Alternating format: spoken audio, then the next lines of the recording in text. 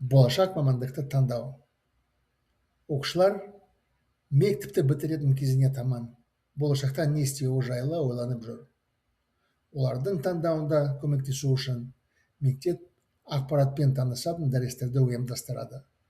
Бүгінгі дәрісте үш мамандық танысуға ұсынылады: тарих зерттеуші, эколог және құрылыс инженері. Алғашқы жоғары оқу өкілі өзінің мамандығын таныстыратын жасы үлкен тарихы ғылымының профессоры болды. Еліміздің тарихы бай екенін білесіңдер, бірақ онда құпиялар осы күнге дейін де көп.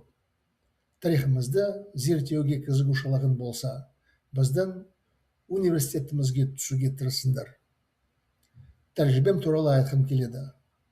Бірнеше жыл бұрын археологтар өлкемізде бір өткен сонау ғасырларда салған обаны тапты. Обада жерленген адамның қалдықтары табылды.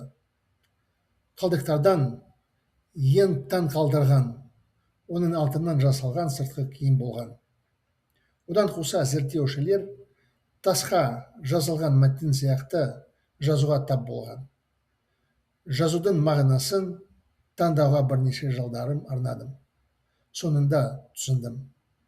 Бұл сонау ата-бабаларымыздың ұрпақтарға арналған қасиетті ілімі болған екен.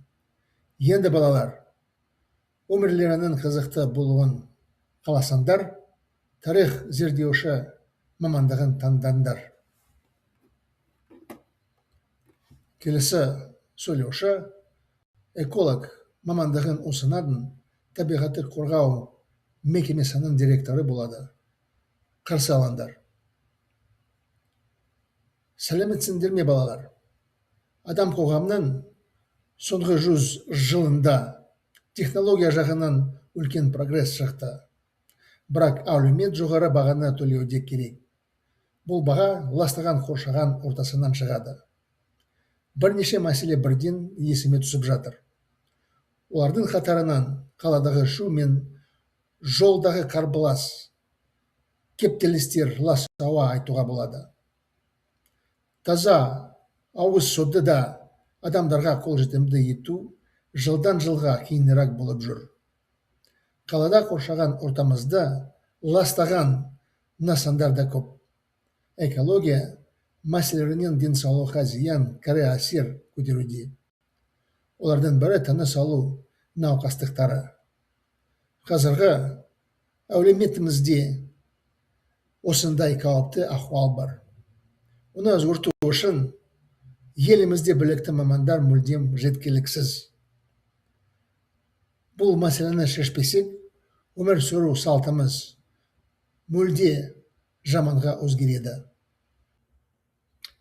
Күштеріңді өздеріңде сезсеңдер, экологтар қатарымызға қосылыңдар.